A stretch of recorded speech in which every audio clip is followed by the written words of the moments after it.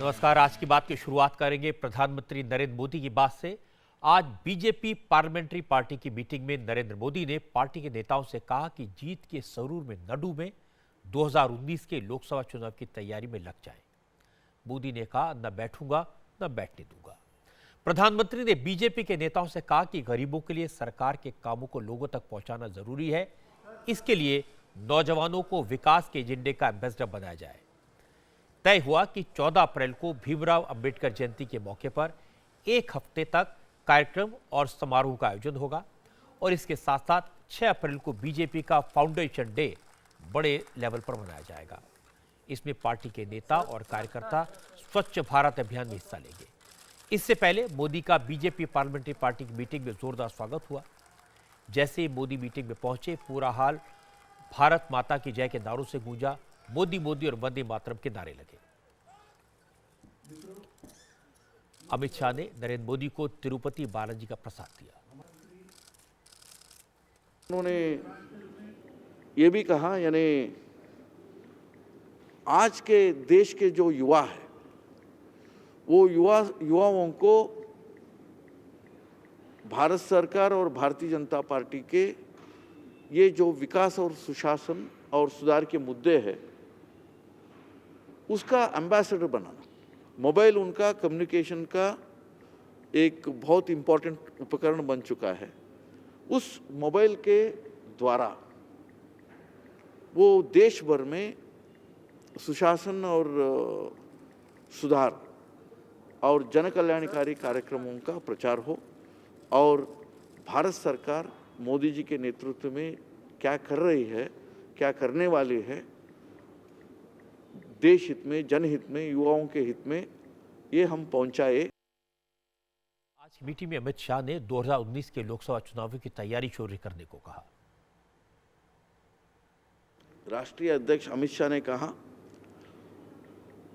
14 के बाद सबसे बड़ा चुनाव ये 17 इसे कई मीडिया ने और अखबारों ने कहा है, कई लोगों ने माना था, लेकिन सबसे बड़ा हमारा मुक्काम है, अगला मुक्काम है 19 का चुनाव और उसके लिए भी पूरा तैयारी रहे और जातिवाद, परिवारवाद और भ्रष्टाचार से ऊपर उठ करके विकास और सुशासन और सुधार का राजनीति मोदी जी के नेतृत्व में जो शुरू हो चुका है, जिसको अभी 5 राज्यों के चुनाव में समर्थन मिला है, उसको आगे बढ़ाए।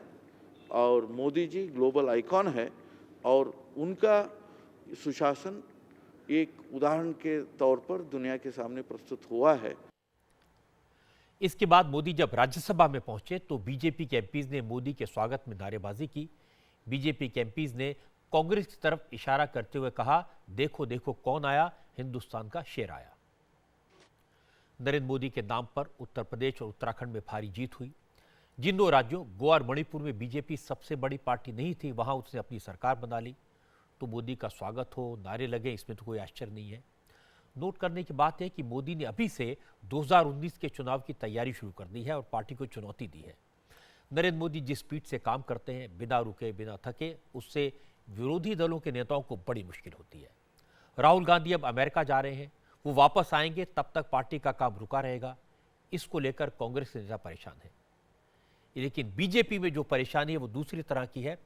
जिन 2 राज्यों में भारी जीत हुई है, वहां मुख्यमंत्री किसे बनाया जाए, इसको लेकर अब तक कोई फैसला नहीं हुआ है। उत्तर प्रदेश का अगला मुख्यमंत्री कौन बनेगा, इसका ऐलान शनिवार यानी 18 मार्च को लखनऊ की विधायक दल मीटिंग में जरूर हो जाएगा, क्योंकि 18 मार्च को शाम को 5 बजे मीटिंग होगी। इस मीटिंग में विधायक दल का नेता चुना जाएगा। यहां पर केंद्रीय मंत्री वेंकैया नायडू और बीजेपी के एमपी भूपेंद्र यादव ऑब्जर्वर के तौर पर मौजूद रहेंगे। भारतीय जनता पार्टी का विधायक दल का बैठक 18 तारीख को 5 बजे लखनऊ में होगा। उसी में विधायकों से बातचीत करके वहाँ उनका नेता कौन हो वो तय करेंगे और उसके बाद उनका सुविधा के अनुसार उनको कोई मुहूर्त वगैरह बातचीत करने के बाद 1 दिन के बाद वो शपथ ग्रहण का भी योजना पूरा हो जाएगा। मगर एग्जैक्ट टाइम क्या है, स्वेरिंग इन वगैरह, वो तो ये नेता का चयन प्रक्रिया पूरा होने के बाद ही तय होगा। 19 तारीख को शपथ हो सकता है। अभी वो मालूम होगा, एक बार नेता का चयन हो गए तो फिर तय करेंगे और जल्द से जल्दी होगा, कारण क्या 4-5 दिन बीत गया है तो हम लोग भी जल्दी करना चाहते हैं। मुख्यमंत्री कौन होगा, इसको लेकर के बहुत सारे नामों की चर्चा है।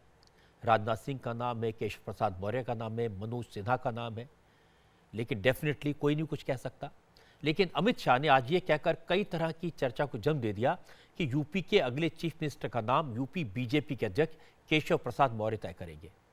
अमित शाह की बात का मतलब ये भी निकाला गया कि केशव प्रसाद मौर्य अब मुख्यमंत्री के रेस से बाहर हो गए हैं, लेकिन बीजेपी के नेताओं से इसे गलत बताया। असल में आज पार्लियामेंट हाउस के परिसर में अमित शाह और केशव प्रसाद मौर्य एक साथ रिपोर्टर से बात करने आए। इस बीच केशव प्रसाद ने अमित शाह को लड्डू खिलाया। बातों बातों में अमित शाह से पूछा गया वो यूपी में सीएम का लड्डू कैसे खिला रहे हैं। इस पर अमित शाह ने कहा ये तो केशव प्रसाद मौर्य को तय करना है, जिसका नाम मौर्य तय कर देंगे उसके नाम पर वो मोहर लगा देंगे। सर आप किसको लड्डू खिला रहे हैं? जिसको भी ये केशव जी तय करेंगे उसको खिलाना, मुझे थोड़ी ना करना है।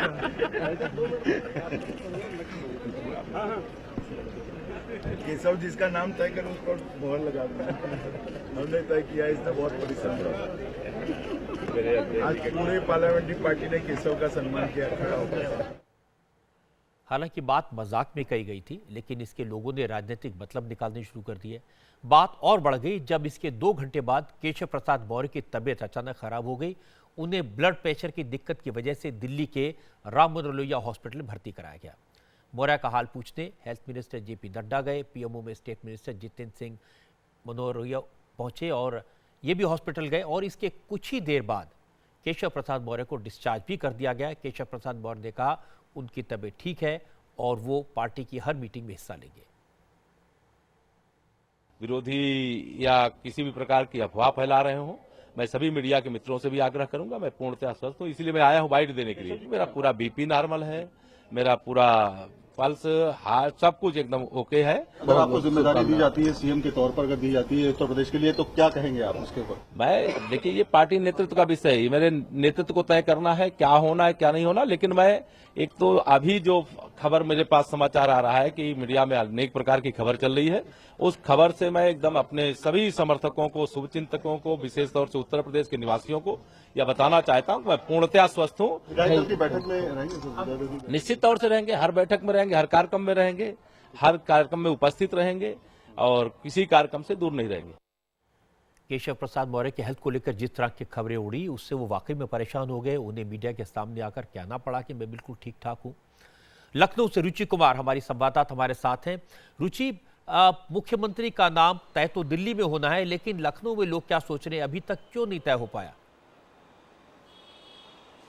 देखिए, लखनऊ में आप कहीं भी चले जाए, हर आदमी ये पूछ रहा है कि कौन मुख्यमंत्री होगा, कब शपथ होगी, लेकिन इसका जवाब यहाँ पे किसी के पास नहीं है। सब अटकलें लगा रहे हैं, लेकिन ये बिल्कुल साफ है कि बीजेपी एक ऐसा चेहरा उत्तर प्रदेश में लाना चाहती है जिसके नेतृत्व में 2017 का जो विधानसभा चुनाव के नतीजे थे वो 2019 के लोकसभा चुनाव में दोहराए जा सके।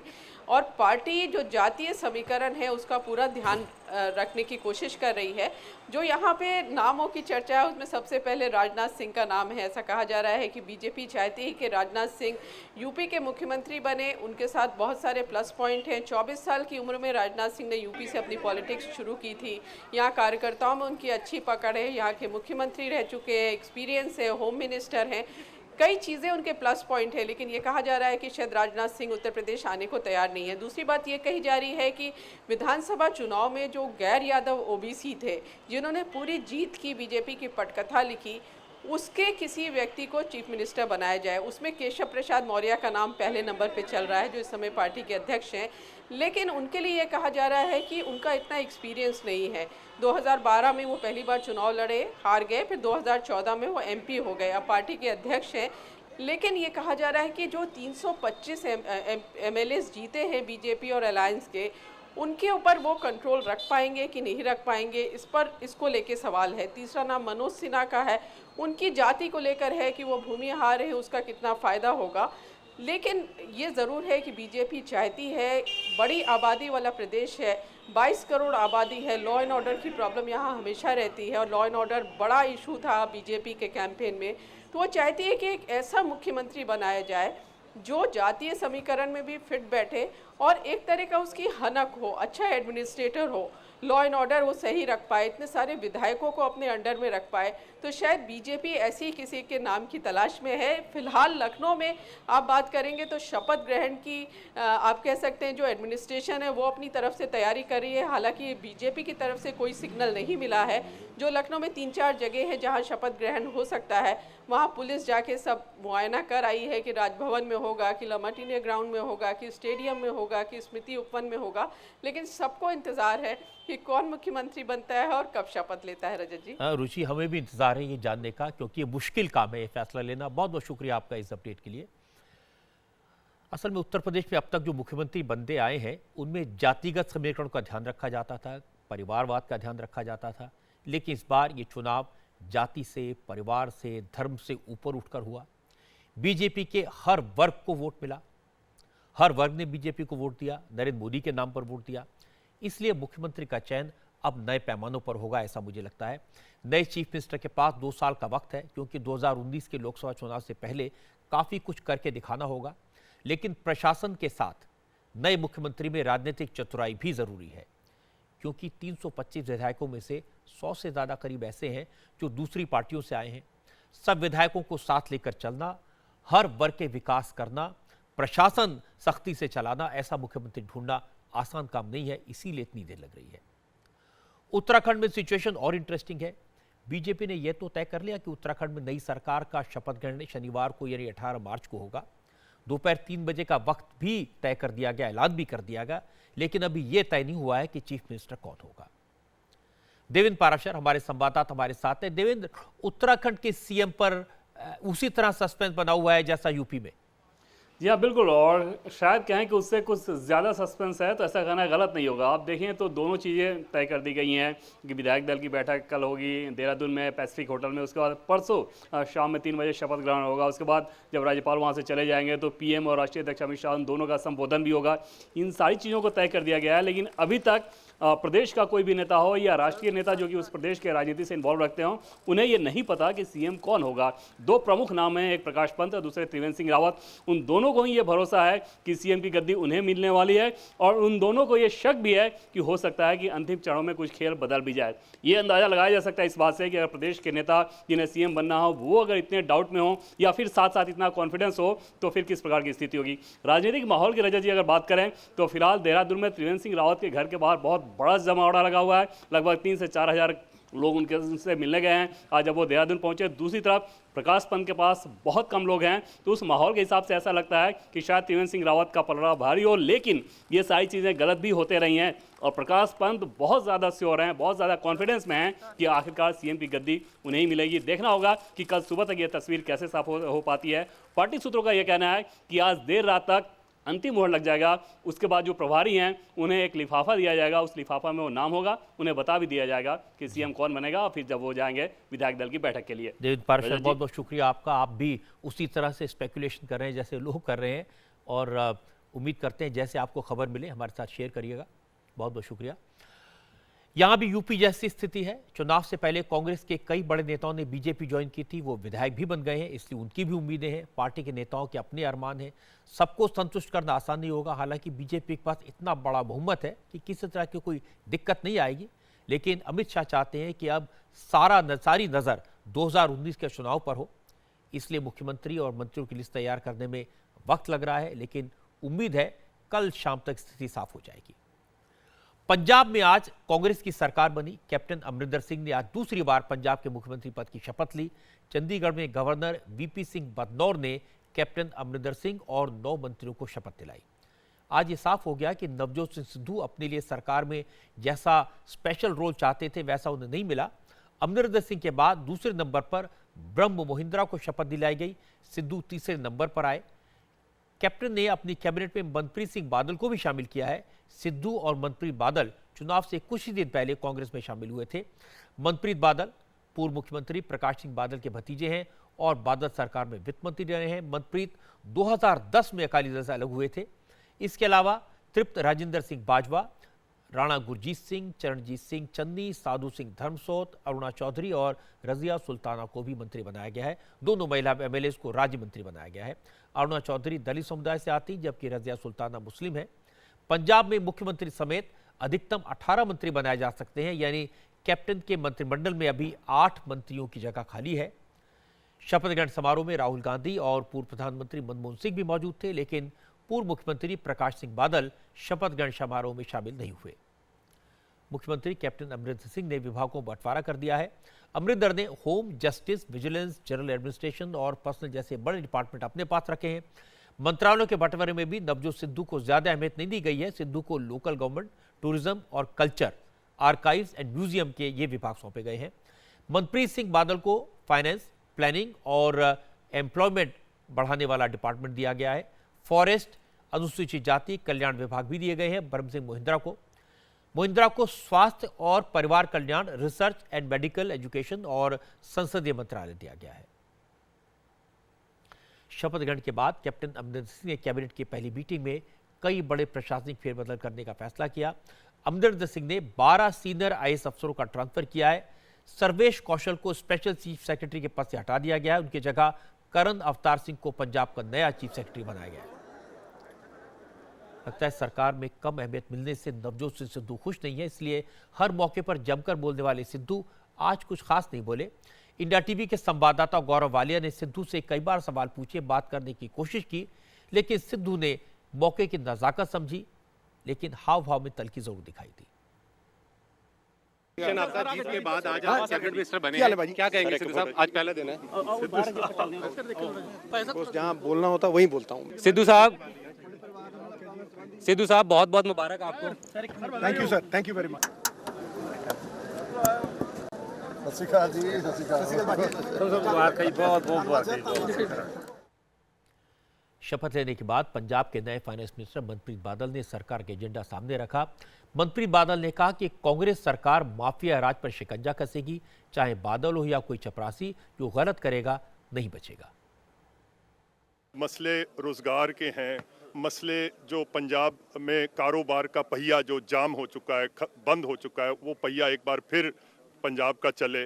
जो माफिया खड़े हो गए हैं पंजाब में, चाहे वो रेत का है, चाहे बजरी का है, चाहे केबल का है, चाहे ट्रांसपोर्ट का है, चाहे लिकर का है, ये जो माफिया हैं, इन माफिया और इनको तो कांग्रेस पार्टी की सरकार काट के रख देगी। और ये चाहे किसी बड़े आदमी के हैं, छोटे आदमी के हैं, गरीब के हैं, अमीर के हैं, कानून इसकी कोई तमीज़ नहीं करेगा। और जो कानून के शिकंजे में आ जाएगा, चाहे वो बादल है, चाहे कोई चपड़ासी है, इसका सरकार पे कोई असर नहीं है। दरअसल जो बॉटम लाइन है कांग्रेस की कि यहाँ कानून का राज चलेगा।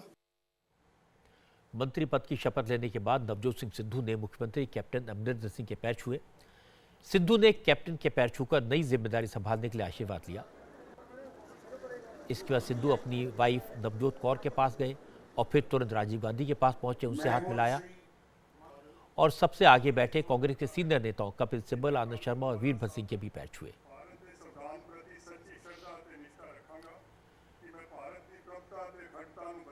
ये कोई सीक्रेट नहीं है कि राहुल गांधी चुनाव से पहले से ही अमरिंदर सिंह को चीफ मिनिस्टर का उम्मीदवार नहीं बनाना चाहते थे, लेकिन अमरिंदर सिंह ने जब तेवर दिखाए, अलग पार्टी बनाने की धमकी दी, तो उन्हें प्रदेश अध्यक्ष भी बनाना पड़ा और चीफ मिनिस्टरशिप का उम्मीदवार भी डिक्लेयर करना पड़ा। राहुल गांधी सिद्धू को लेकर आए, जो अमरिंदर सिंह की मर्जी के खिलाफ था, लेकिन अब जिस तरह की मेजॉरिटी मिली है, उसके बाद अमरिंदर सिंह को रोक पाना मुश्किल होगा। इसका पहला संकेत कैप्टन साहब ने आज दिया, जब उन्होंने सिद्धू को न तो नंबर 2 बनाया, न कोई इंपॉर्टेंट मिनिस्ट्री थी। अब गोवा की बात करते हैं। छोटा सा राज्य है, लेकिन राजनीति बहुत इंटरेस्टिंग है। आज मनोहर पारिकर ने गोवा में अपना बहुमत साबित कर दिया, लेकिन कांग्रेस में पहले ही दिन बगावत हो गई। वोटिंग के दौरान कांग्रेस के एमएलए विश्वजीत राणे गैरहाजिर रहे और वोटिंग खत्म होने के बाद उन्होंने विधानसभा की मेंबरशिप से इस्तीफा दे दिया, कांग्रेस भी छोड़ दी। विश्वजीत पूर्व मुख्यमंत्री प्रताप सिंह राणे के बेटे हैं। वो गोवा में कांग्रेस की सरकार न बनने और इसमें दिग्विजय सिंह के रोल से नाराज हैं। राणे ने राहुल गांधी को मेल भेजा, अपनी नाराजगी जाहिर की, लेकिन राहुल की तरफ से कोई जवाब नहीं आया, तो उन्होंने असेंबली से इस्तीफा दे दिया और कांग्रेस को भी बाय बाय बोल दिया। इलेक्शन होने के बाद जिस तरीके से गोवा के प्रभारी गोवा का सिचुएशन हैंडल कर रहे हैं, गोवा के लोगों ने, गोवा की जनता ने बहुत कष्ट करके कांग्रेस को मैंडेट दिया। हमारा जो संख्या 12-13 था तो मैं उनके साथ रहता था ऑपोजिशन में, वो सवाल नहीं था। लेकिन जब लोगों ने हमको मैंडेट दिया है, ये मैंडेट हमने गवा दिया है इनके मिसमैनेजमेंट से। ये प्रभारी लोग जो है और स्थानिक लीडरशिप जो है, इस लोगों ने इस तरह से मिसहैंडल किया सिचुएशन कि हमारे पास लोग आना नहीं चाहते थे। जब गोवा फॉरवर्ड और रोहन काउंटी का डिमांड था कि दिगंबर कामत को मुख्यमंत्री बनाना चाहिए, ये लोगों ने तुरंत उसी रात डिसीजन लेना चाहिए था और अनाउंस करना चाहिए था। जिस तरीके से मजाक से ये लोगों ने सीएलपी का लीडर का इलेक्शन चलाया, ये तो मजाक की बात है। और जिस तरीके से ऑपोजिशन लीडर का इलेक्शन ये लोगों ने किया, मैं भी दौर में था ऑपोजिशन लीडर के लिए, मुझे लगता है कि ये लोग जो प्रभारी लोग हैं, इनका काम है, एक कॉन्स्पिरेसी है कांग्रेस खलास करने के लिए।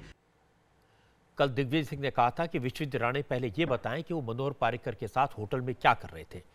इस पर विश्वजीत ने कहा कि उनकी पार्रिकर से कोई मुलाकात नहीं हुई। राणे ने कहा कि कांग्रेस हाईकमान को दिग्विजय सिंह के खिलाफ एक्शन लेना चाहिए। वो कुछ भी बोलने दो कि मैं पर्रिकर के साथ कॉफी पिया, मैं पर्रिकर को आज तक नहीं मिला हूं, असेंबली में मैं हाथ भी नहीं दिया। और इस तरीके से, जिस तरीके से कांग्रेस में ये चल रहा है और ये प्रभारी लोग जिस तरह से हैंडल कर रहे हैं, मेरे को लगता है मेरे जैसे एग्रेसिव लीडर एक एक करके कांग्रेस छोड़ेंगे। देश भर में ये शुरू होने वाला है, क्योंकि मेरे को लगता है कि कांग्रेस का सेंट्रल लीडरशिप जो है, ये लोगों ने इस पे चर्चा करना चाहिए और इन पे एक्शन लेने का जरूरी है। कुछ रिप्लाई नहीं आया है और मेरे को कुछ उम्मीद नहीं है कि रिप्लाई आएगा। बहुमत साबित करने के बाद मुख्यमंत्री मनोहर पार्रिकर ने कांग्रेस पर जबरदस्त अटैक किया। आपको दिखाते हैं पार्रिकर ने दिग्विजय सिंह पर कैसे चुटकी ली। As promised, we had a support of 23. We proved it on the floor of the House, debunking the Digvijay's claim that they have numbers. Right from beginning, they did not have number, and it was only hype, possibly because there was a demand which was coming that Digvijay step down as a general secretary and as a desk in charge. This happens when you come to Goa only to enjoy, not to work. Goa Congress विधायक राणे के इस्तीफे पर Gadkari react किया। कहा यह भी शुरुआत है, कांग्रेस में इंटरनल डिफरेंसेस ज्यादा हैं और आगे और भी विधायक इस्तीफा दे सकते हैं। अभी तो एक सदस्य ने रिजाइन किया है, अभी तो न्यूज रील की शुरुआत हुई है, अभी तो फिल्म शुरू होना बाकी है। कांग्रेस के अंतर्गत प्रॉब्लम इतने हैं जो मैं ज्यादा बोल नहीं सकता, इसलिए आज हमारे पास वैसे ही 23 है। एक ने रिजाइन किया है कांग्रेस के जो प्रकार से जो कुछ काम चला उसके विरोध में। आगे भी काफी कांग्रेस डिवाइडेड है और वैसे हमको किसी की जरूरत नहीं है, क्योंकि ये 23 में 40 में से हम स्टेबल और स्थिर सरकार दे सकते हैं, हमें कोई अड़चन नहीं सकती। और मनोहर पर्रिकर जी का नेतृत्व, उनकी विजन, उनकी कैपेबिलिटी, ये गोवा को सक्षम और स्थिर विकासोन्मुख सरकार देने में पूरी तरह ताकतवर है। मैंने कल ही आपसे कहा था कि विश्वजीत राणे जिस अंदाज में बोल रहे हैं उसका मतलब साफ है कि वो अपनी मेंबरशिप छोड़ने को तैयार हैं। अब इस बात की पूरी संभावना है कि मनोहर पार्रिकर विश्वजीत राणे के इस्तीफे से खाली हुई सीट पर इलेक्शन लड़ें।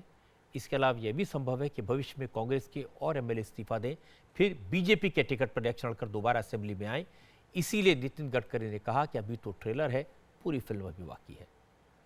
पार्रिकर ने बहुमत साबित कर दिया, कांग्रेस में बगावत हो गई, लेकिन राहुल गांधी अपनी बात पर अड़े हुए हैं। उन्होंने आज फिर कहा बीजेपी ने पैसों के दम पर गोवा और मणिपुर में सरकार बनाई। जैसे मैंने कल कहा, परसों कहा कि कांग्रेस पार्टी गोवा में, मणिपुर में, पंजाब में चुनाव जीती थी। बीजेपी ने पैसा का प्रयोग किया, मणिपुर में, गोवा में सरकार चोरी की है। राहुल गांधी के इस इल्जाम का जवाब भी नितिन गडकरी ने बड़े बड़े साफ साफ तरीके से दिया। गडकरी ने सिलसिलेवार ढंग से बताया नतीजा आने के 12 घंटे के भीतर उन्होंने किस तरह छोटे दलों से संपर्क किया, निर्दलीय विधायकों को सपोर्ट के लिए तैयार किया। गडकरी ने कहा कि नतीजा आने के बाद गोवा पहुंचे और बातचीत का सिलसिला शुरू कर दिया। 1:30 बजे मुझे एमजीपी के जो प्रमुख है सुधीर ढवड़ीकर, वो मिले। उनका मेरा पुराना अच्छा संबंध है, उनको भी मैंने समझाया। थोड़ी नाराजगी थी क्योंकि चुनाव में वो हमारे साथ नहीं थे, तो उन्होंने बाय एंड लार्ज कहा कि मैं आपके साथ रहूंगा। कुछ बातें उनके मन में थी, उन्होंने कही और मैंने कहा मेरे ऊपर विश्वास रखो, कल हम इस पर मार्ग निकालेंगे।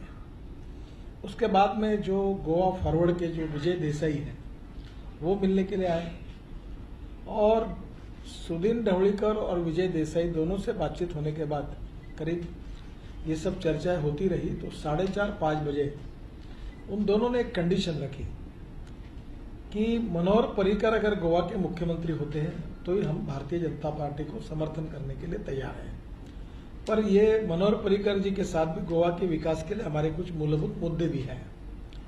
इसकी चर्चा होने के बाद करीब 5 से 5:15 बजे के दरमियान मैंने अमित शाह जी को फोन किया और उनको उठाया और उनसे कहा कि यहाँ मनोहर पर्रिकर जी अगर मुख्यमंत्री बनेंगे तो ही हम सपोर्ट करेंगे, ऐसा ये दो पार्टियों का कहना है। गडकरी ने महाराष्ट्र गोमंतक पार्टी और गोवा फॉरवर्ड पार्टी की शर्त मनोहर पर्रिकर और अमित शाह को बताई। अमित शाह ने पार्लियामेंट्री बोर्ड मेंबर से बात की, पर्रिकर गोवा जाने के लिए तैयार हो गए। ये सारा काम 12 मार्च का सूरज निकलने से पहले ही हो गया था। प्रधानमंत्री नरेंद्र मोदी को भी 12 मार्च को सुबह 7 बजे गोवा की सिचुएशन का अपडेट दिया। नरेंद्र मोदी ने परमिशन दी, ग्रीन सिग्नल दिया। उसके बाद गडकरी ने दोबारा छोटे दलों से बात की, खासतौर से विजय सरदेसाई को मनाया और 6 विधायकों से सपोर्ट का लेटर लिया। ये जो विजय सरदेसाई है ये पहले कांग्रेस की यूथ कांग्रेस के अध्यक्ष थे, तो उनका बीजेपी के बारे में पूरा विरोध था, तो उन्होंने कहा कि मेरे लिए एक डिफिकल्ट है, मुझे अपने कार्यकर्ताओं को कन्विंस करना पड़ेगा, एमएलएज को कन्विंस करना पड़ेगा, तो मुझे 2 दिन का समय दो। तो मैंने उनको कहा 2 दिन का समय होगा, तो मैं आपने मुझे बताया कि पर्रिकर जी को हम तैयार हैं, मैंने बात की, अब आप 2 दिन का मांग रहे, इसमें हॉर्स ट्रेडिंग हुआ, लोग बदनाम करेंगे, तो मैं तो 6 बजे निकल जाता हूँ, आपको बनानी सरकार तो हाँ कहिए, नहीं तो नहीं कहिए। उन्होंने कहा सरकार बनानी है और आप हमारे प्रमुख लोगों से बात करिए। उनके लोग आए 8-10, उनको मैंने कहा कि राजनीति में अपॉर्चुनिटी होती है, निर्णय जल्दी करना होता है, आपको करना है तो हाँ करो, नहीं तो ना करो। ये भी बात तय हुई किसके मंत्री बने, राजनीति में हम साधु संन्यासी नहीं है, तो ये भी तय हुआ। और उनको मैंने कहा हाँ कहना है तो कौन है, तो मैं निकलता हूँ दिल्ली, और मनोहर पर्रिकर बोले मैं भी जाता हूँ, हम ओपोजिशन में बैठेंगे। उन्होंने कहा सरकार बनानी हम तैयार हैं। उनको समझाने के बाद मैंने बोला पत्र दो, तो 3 और 3 6 2 पत्र मुझे मिल गए। आज नितिन गडकरी ने यह भी बताया कि कांग्रेस सिंगल लार्जेस्ट पार्टी होने के बाद भी गोवा में सरकार क्यों नहीं बना पाई। गडकरी ने कहा कांग्रेस की मेन प्रॉब्लम यह थी कि वहां चीफ मिनिस्टर की कुर्सी के लिए 5 उम्मीदवार थे, सब अपनी अपनी जुगाड़ में लगे थे, किसी ने सरकार बनाने की पहल नहीं की, विधायक दल का नेता नहीं चुना और इसका फायदा बीजेपी को मिला। कांग्रेस पार्टी की अड़चन ये थी कि उनके पास 5 मुख्यमंत्री पद के दावेदार थे। जो पार्टी अपना नेता नहीं तय कर सकती कि मुख्यमंत्री कौन होगा, उन्होंने हमको ब्लेम करना मुझे लगता है बिल्कुल गलत है, बेबुनियाद है। जो अपॉर्चुनिटी उसका फायदा उन्होंने लिया नहीं और वो मिस हो गए, ना गवर्नर को मिले, ना अपने आंकड़े बताए, ना क्लेम किया। और हमने जब जाकर हमने क्लेम किया और हमको निमंत्रण आया, बीजेपी में तुरंत निर्णय करना, वहां जाना, तुरंत बातचीत करना और निर्णय करके उसको क्लिंच करना, ये काम हमने किया। अब कांग्रेस के प्रभारी क्या कर रहे थे क्या नहीं कर रहे थे, उनकी समस्या क्या थी, ये उनकी समस्या है। तो ये कांग्रेस पार्टी के इंटरनल प्रॉब्लम थे जो लीडर नहीं चुन पाए, हाईकमांड से कांटेक्ट नहीं कर पाए, हाईकमांड निर्णय नहीं कर पाई और इसमें वो बस मिस हो गई उनकी। हमने मेजोरिटी लाई और हमारी सरकार आई। अब ऐसा है कि अंगूर खाने के लिए नहीं मिले तो खट्टे हैं, इसलिए हमने नहीं खाए। पूरे फेयर डील के साथ किसी प्रकार की कोई गलत चीज हमने नहीं की, पॉलिटिकल स्ट्रेटेजी के साथ हमने निर्णय किया और गोवा में सरकार आई। जिस पार्टी के पास 17 एमएलएज हों और उनमें से 5 चीफ मिनिस्टर की कुर्सी के दावेदार हों तो सरकार वाकई में कैसे बनेगी। सारी ताकत तो दूसरे को चीफ मिनिस्टर बनाने से रोकने में लग गई। दूसरे दलों से सपोर्ट की बात कौन सोचेगा। इसीलिए नितिन गडकरी का काम आसान हो गया। 17 मेंबर्स वाली कांग्रेस रह गई और 13 मेंबर्स वाली सरकार बन गई। आगे बढ़ते हैं। जीएसटी के मामले में आज अच्छी खबर आई। जुलाई से जीएसटी लागू हो जाएगा, इसकी उम्मीद आज काफी बढ़ गई। आज जीएसटी काउंसिल की मीटिंग में केंद्र और राज्यों ने स्टेट जीएसटी के ड्राफ्ट बिल को मंजूरी दे दी। इसके अलावा केंद्र शासित राज्यों के लिए union territories GST draft bill को भी मंजूरी मिल गई। अब जीएसटी से जुड़े सभी बिलों को कैबिनेट की मंजूरी के बाद पार्लियामेंट में पेश किया जाएगा। स्टेट जीएसटी को अलग अलग राज्यों की विधानसभाओं में पास कराया जाएगा। फाइनेंस मिनिस्टर अरुण जेटली ने कहा उन्हें उम्मीद है कि जीएसटी जुलाई से लागू हो जाएगा। Today's agenda predominantly was the SGST law and the UT, that's the Union Territory GST law. The officers had already done the groundwork for this. Both these drafts had been circulated, and the 12th meeting today approved the SGST law and the UT GST law. So the council now has granted its formal approval to all the 5 legislations, that is the CGST, IGST, SGST, compensation and the UT GST law. And the 1st of July, which is tentatively the date fixed for implementation. वैसे अरुण जेटली की कोशिश तो ये थी कि GST पिछले साल ही लागू हो जाता, तैयारियां भी उसी डेडलाइन के हिसाब से की गई थी, लेकिन बाद में राजनीतिक परिस्थितियां बदली, पश्चिम बंगाल और तमिलनाडु जैसे राज्यों के स्टैंड बदले, दिक्कत आ गई। लेकिन अरुण जेटली की कोशिशों से अब सभी मुद्दों पर सहमति बन गई है, इसलिए आज फाइनेंस मिनिस्टर ने भरोसा दिलाया कि जुलाई से जीएसटी लागू हो जाएगा। और आज की एक बड़ी खबर आपके इलाज से रिलेटेड है। 15 साल बाद देश में नई हेल्थ पॉलिसी बनाई गई है। इस नेशनल हेल्थ पॉलिसी की सबसे बड़ी बात यह है कि अब पैसों की कमी के कारण किसी का इलाज नहीं रुकेगा। अगर सरकारी हॉस्पिटल में किसी का इलाज नहीं हो पा रहा तो उसे प्राइवेट हॉस्पिटल में इलाज के लिए भेजा जा सकेगा और उसका खर्चा सरकार देगी। अब तक गरीबों का इलाज सरकारी अस्पतालों में होता था और जिन प्राइवेट हॉस्पिटल को सरकार से रियायत मिलती है उनमें भी सभी गरीबों का इलाज नहीं हो पाता, लेकिन अब गरीबों को प्राइवेट हॉस्पिटल में भी मुफ्त इलाज मिलेगा। Free drugs and diagnostic facility देने का प्रयास किया है ताकि हम आउट ऑफ पॉकेट एक्सपेंडिचर को हम कम कर सकें, गरीब आदमी का पैसा ना खर्च हो। अगर हमारी हेल्थ की फैसिलिटी और हमारी हेल्थ की इंस्टीट्यूशन वो सुविधा दे सकते हैं तो बहुत अच्छा, नहीं दे सकते हैं तो प्राइवेट वहां पर एंगेज किए जाएं और उसका पैसा भारत सरकार देगी। इसकी हम चिंता इस नीति के तहत हम करेंगे। नेशनल हेल्थ पॉलिसी में एक और अच्छी बात है, अब मरीजों को ज्यादा हक देने पर जोर दिया जाएगा। डॉक्टर्स के ट्रीटमेंट में कहाँ गलती हुई इसका फिलहाल कोई रिड्रेसल सिस्टम नहीं है, लेकिन अब एक अलग से एम्पावर्ड ट्राइब्यूनल बनेगा जो तेजी से डिस्प्यूट्स को सेटल करेगा। हॉस्पिटल की समय समय पर जांच की जाएगी, उनकी ग्रेडिंग के हिसाब से उनकी फैसिलिटीज़ और इलाज की क्वालिटी को चेक किया जाएगा जिससे मरीजों को बेहतर सुविधा मिले। गरीबों को इलाज मुहैया कराने के लिए केंद्र सरकार हेल्थ सेक्टर का बजट भी बढ़ाएगी। अब तक जीडीपी का 2% हेल्थ सेक्टर पर खर्च होता था, लेकिन अब जीडीपी का 2.5% हेल्थ सेक्टर पर खर्च होगा। और अब एक अच्छी खबर, असल में ईमेल भेजकर, सोशल मीडिया के जरिए मैसेज भेजकर लोग मिलते हैं तब इंडिया टीवी के लाखों दर्शक अक्सर मुझसे कहते हैं कि मीडिया हमेशा नेगेटिव खबरें क्यों दिखाता है। सरकारें, एनजीओज और बहुत सारे ऐसे इंसान हैं जो समाज के भले के लिए अच्छे काम करते हैं, उनकी चर्चा क्यों नहीं होती। ये बात मुझे ठीक लगी। वैसे सरकार का काम है देश के, अपने प्रदेश की जनता के भलाई के लिए काम करना, और अगर सरकार अच्छे काम करती है तो उसमें कौन सी बड़ी बात है, ये सोचकर अच्छे कामों को खबरों में ज़्यादा जगह नहीं मिलती। लेकिन मैं इस बात से सहमत हूँ कि अच्छे कामों की चर्चा होनी चाहिए, चाहे वो सरकार करे, एनजीओ करे, कोई अकेला व्यक्ति करे। इसलिए मैंने तय किया कि हम आज की बात में कोशिश करेंगे कम से कम एक ऐसी खबर दिखाने की जिसका समाज के बड़े वर्ग पर पॉजिटिव असर हुआ हो, जिससे लोगों के चेहरे पर मुस्कान आई हो। और आज से ये सिलसिला शुरू करते हैं। प्रधानमंत्री नरेंद्र मोदी ने 5 राज्यों के इलेक्शन में बार बार एक योजना का जिक्र किया, उज्ज्वला योजना। मोदी ने कहा इससे महिलाओं की जिंदगी में बदलाव आया है। मैंने इंडिया टीवी के रिपोर्टर्स को इस योजना की जमीनी हकीकत जानने के लिए अलग अलग राज्यों में भेजा। गांव में, छोटे छोटे कस्बों में महिलाओं ने जो बताया उससे सुनकर लगा कि इस तरह की योजना तो बहुत पहले शुरू होनी चाहिए थी। 1 मई 2016 को नरेंद्र मोदी ने उत्तर प्रदेश के बलिया में उज्ज्वला योजना लॉन्च की थी। 1 साल पूरा नहीं हुआ है, लेकिन गरीबी की रेखा के नीचे रहने वाली करीब 2 करोड़ महिलाओं को गैस कनेक्शन मिल चुके हैं। देश भर के 693 जिलों में गरीब परिवारों को इसका फायदा पहुंचा है। उज्ज्वला योजना में गरीब परिवारों को गैस कनेक्शन कैसे मिलता है?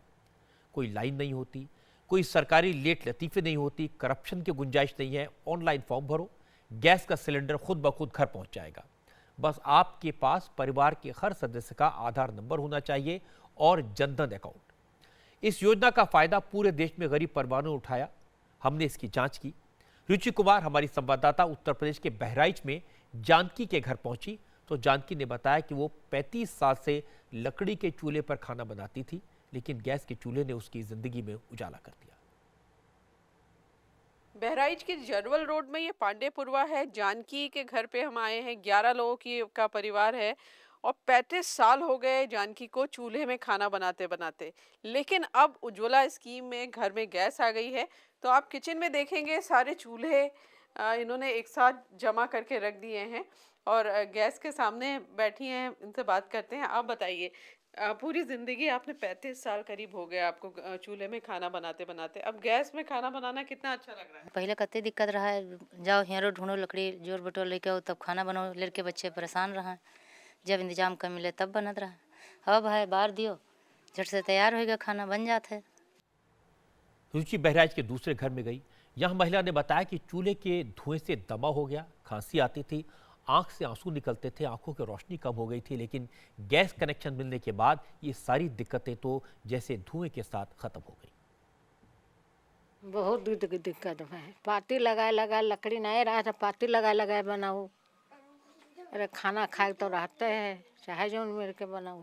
तो आँखी से कमजोर हो गए और सांस फूले ला गए। तो मोदी जी दीन तो हम उनका बहुत वो करे थे कि हाँ उनका वोट दिन। हमारी जांच में यह भी पता चला कि इस योजना का फायदा हर धर्म हर जाति के लोगों को मिल रहा है। इस तरह का नारा सबका साथ सबका विकास ऐसी स्कीम पर पूरी तरह फिट बैठता है। बाराबंकी में रुचि कुमार की मुलाकात मेहरुन्निसा से हुई। पेशे से पूरा परिवार बुनकर है, इतने पैसे नहीं है कि खुद से गैस का कनेक्शन ले पाते, इसलिए मजबूरी में चूल्हे पर खाना पकाती थी। लेकिन अब उज्ज्वला स्कीम के तहत जब से गैस आया है, मेहरुन्निसा ने कहा कि मुस्लिम परिवारों में तो महिलाएं मोदी के लिए दुआएं करती हैं, क्योंकि उन्होंने महिलाओं को धुएं की घुटन से बचाया। चूल्हे में खाना बनाने और गैस में खाना बनाने में क्या फर्क लगता है आपको? बहुत फर्क है। गैस पे है जल्दी बन जाते, चूल्हे में है टाइम लगता है।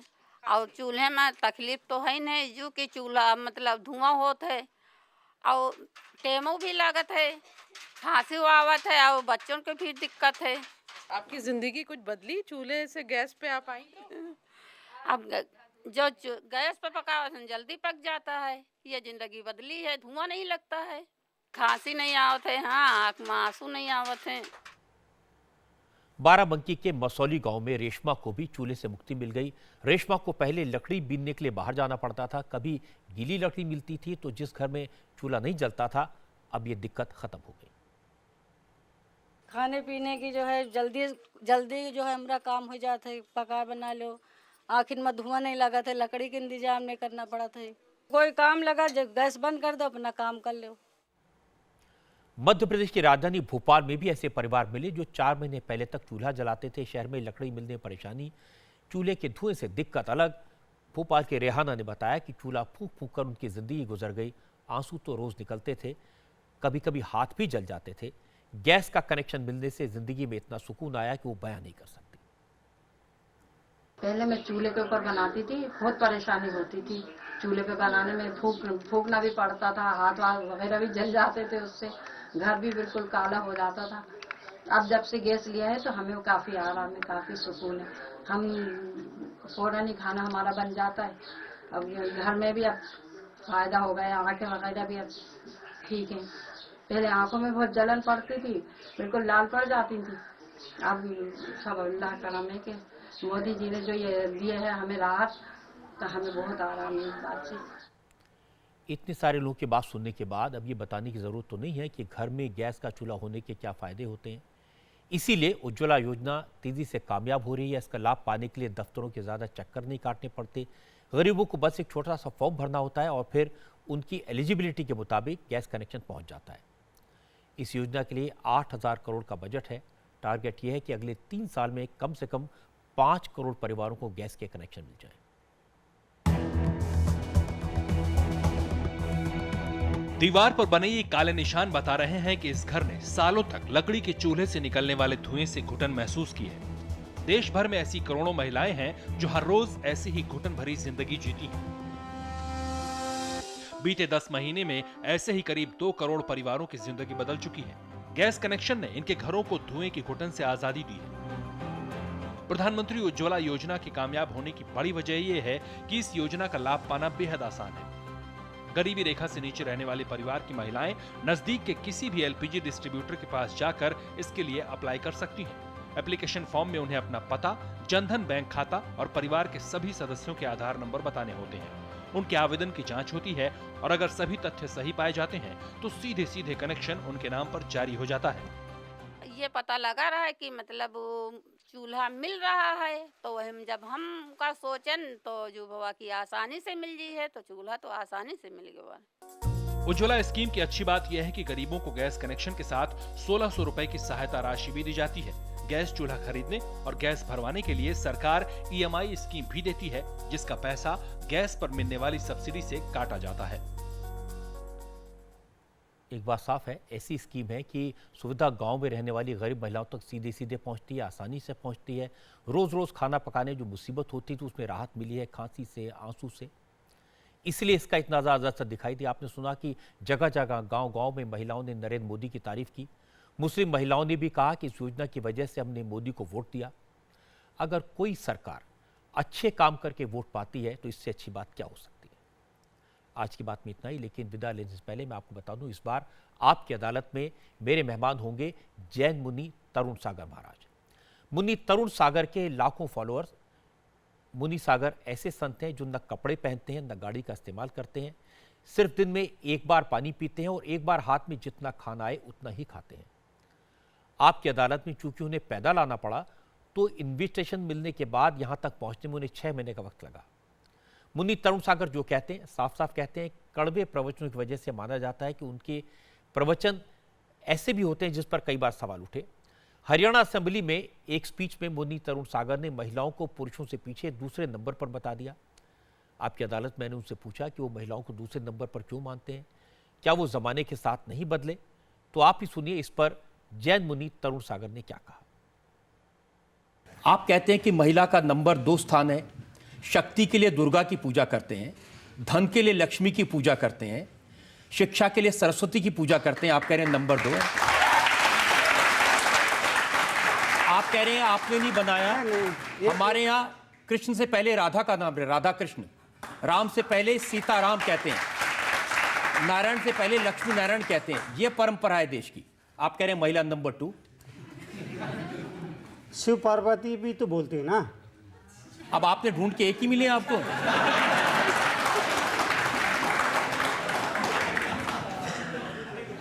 ये जो बात है, देखिए इसमें मतभेद हो सकता है। मैं नारी शक्ति को कमजोर समझ रहा हूँ, ऐसा नहीं है। नारी हर हाल में भारी। नारी नारी नारी नारी हर हाल में भारी, पुरुष सदा उसका आभारी। तो नारी है अपनी जगह महत्वपूर्ण है, लेकिन कुदरत की जो व्यवस्था है वो उसको मानना हो ना मानना हो, मानना चाहिए। आप नाम लिखते हैं तो आप अपने पिताजी का ही नाम लिखते हैं, माँ का नाम क्यों नहीं लिखते आप? नहीं, माँ का भी लिखते हैं। नहीं नहीं नहीं, जब भी आप परिचय लिखेंगे तो आप पिताजी का ही नाम लिखेंगे अपने नाम के पीछे, कोई माँ का नाम नहीं लिखता है। आज देखिए, अब वो आप जमाने के साथ बदले नहीं। आपने टीवी पर एड्स नहीं देखे हैं, बड़े बड़े जो क्रिकेटर्स हैं वो कह रहे हैं अपनी माँ का नाम पहले ले रहे हैं। ये बदला है जमाना। और आपने हरियाणा असेंबली में क्या कहा? पति के अनुशासन को माने, ये हर पत्नी का धर्म होता है। पति का भी कुछ धर्म होता है कि नहीं? धर्मपत्नी कहा जाता है, धर्मपति तो नहीं कहते आप। कहना चाहिए। नहीं, कहना चाहिए, कहते क्यों नहीं? धर्मपत्नी कहते हैं तो धर्मपति भी होना चाहिए ना। बिल्कुल होना चाहिए। तो क्यों नहीं होता है वो? आपकी वजह से नहीं।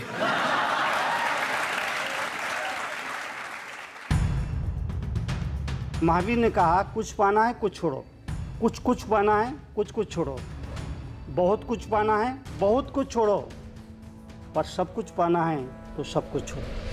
अब ये आपकी तस्वीर छपी हुई है, कमल का फूल बना है, उसके ऊपर आप बैठे हैं, चारों तरफ महिलाएं हैं जो आरती लेकर खड़ी हैं। अब ये छोड़ा क्या? ये तो पाया ही पाया है।